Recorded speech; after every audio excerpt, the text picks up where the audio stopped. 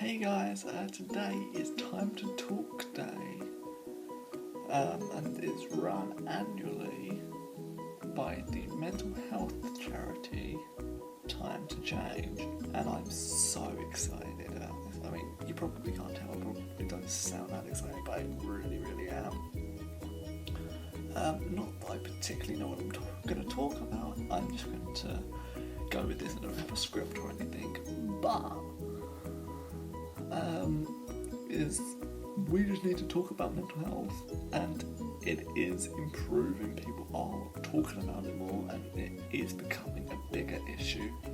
And I read recently an article by, if you follow English football, you might know which those team is, Everton FC. If you don't look them up, but they play a game against Newcastle, and sort of people that go to the game are going to be hearing through these speakers about time to talk, and about mental health stuff, which I think is amazing. And the players, during the warm-up, or time to change, I don't know if it was time to change, but sort of like about sort of like mental health or time to talk stuff, sort of like they wore that on their shirts during the warm-up, and I thought that was amazing. But yeah, so basically, regardless of what it is or what form it is, people just need to talk about mental health. And as I say, sort of like, it is improving. People are finally recognising it as a more serious issue, like, you know. But the community is growing, the movement is growing, but let me tell you a couple of reasons why we need to talk about it, instead of just saying we need to talk about it. Let me tell you some reasons why we need to talk about it. And one of the main reasons is that in any given year, 1 in 4 people worldwide will experience a mental health condition, mental health illness. And I mean, if you've been following my Twitter, you probably see sort of like a bunch of stuff, sort of like, I basically am around mental health. I don't tweet a lot of my stuff is really stuff, but it's about mental health stuff, so I think that's pretty awesome. And like, a lot of people sort of like experience mental health, like mental ill health sort of stuff, but a lot of people don't come out. Yes, some people have come out, and sort of like there's been sort of a few professional, sort of like role models, celebrities, that sort of stuff, that have come out recently, or sort of like a couple of years or whatever. And I saw an article, I think it was a couple of days ago, where Frank Bruno wants to come back into the ring, or back into boxing, and sort of like people saying sort of like, oh, don't, you'll die otherwise, but like that's sort of beside the point. But sort of like, he's been diagnosed with bipolar in, I think it was 2003 or 2004, sort of around that era. Might have been 2001. I can't remember, but he's been sectioned 3 times. And if you don't know what section is where police or local authorities or the health service can sort of say, we are detaining you, even if it's against your will. We believe it's in your best interests that you need to be hospitalised. You need to stay in a secure facility for however long it is, until you're well enough that you can go out and you can deal with stuff, you can handle stuff, you can cope, and sort of like, yes, people sort of say over time you can sort of like recover from it. And yes, you can recover, but it's never completely recovered. It might be 99.9% recovered, because you might have not battled it it might not have got to you for the last, say, 2 years, 20 years, who knows, but you're still battling it, you haven't fully recovered, because it can come back at any point. And if you've experienced one bout with a mental illness, then you're a lot more likely to suffer another one in the future. And going back to the point where I said 1 in 4 in any given year will suffer from something such as depression, such as an eating disorder, anxiety. And to be fair, I think anxiety is one of the biggest ones. Everyone feels anxious about something, but actually having an anxiety disorder against having anxiety tendencies.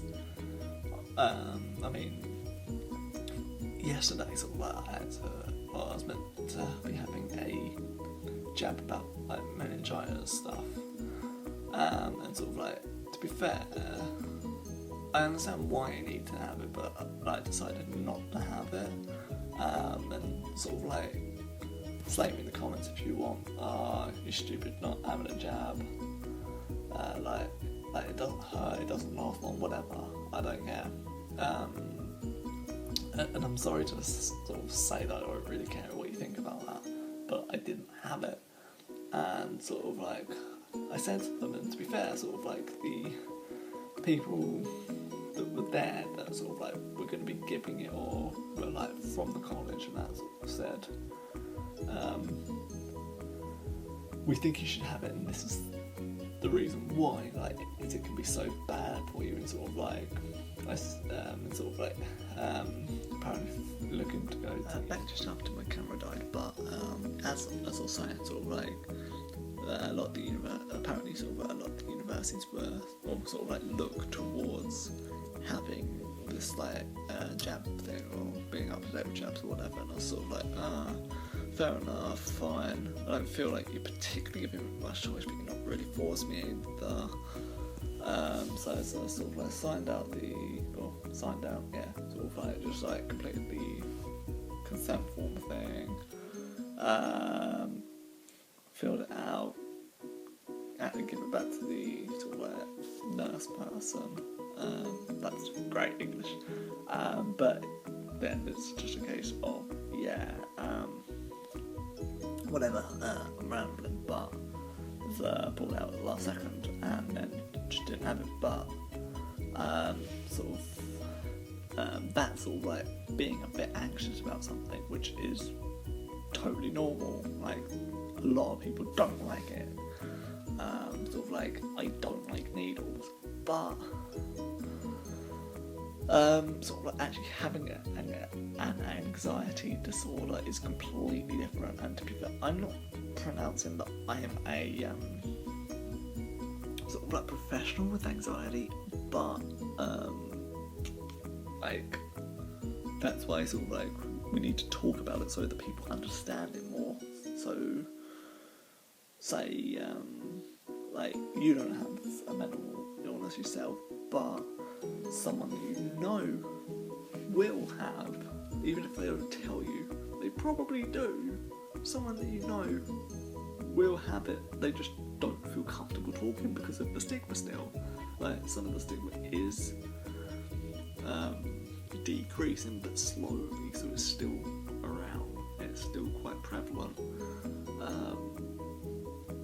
And so what we need to do is people either that have it or professionals need to feel that we can talk about it and not be judged for it, so that it doesn't become such a taboo subject still. Because it'd be great if could freely talk about it. I mean, I saw a picture recently, and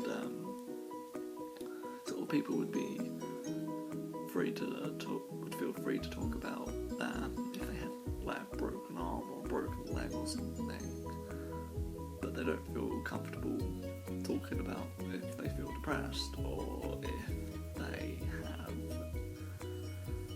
a psychotic episode in, say, bipolar. But like, why is that we need to? Like, it's time to talk about mental illness, to eradicate that, so that people don't feel afraid about it, so that people can speak out about their struggles and they can get the support they need. And so, yeah, this video's getting quite long, but I'll probably stop it soon. However, I'm glad that you've watched this video. Probably haven't watched it to the end, but glad if people sort of like even just view a little bit of this video. If you get anything from the video, that's amazing. Sorry, I ramble a lot. However, sorry, I'm just passionate about it, and like, even though I don't know that I have one, sort of like just be passionate about it.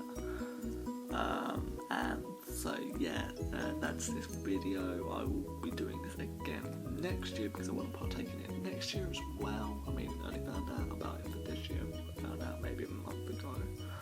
Otherwise I would have done it in previous years. But yeah, so it's time to talk, and we really do need to talk about it. Bye.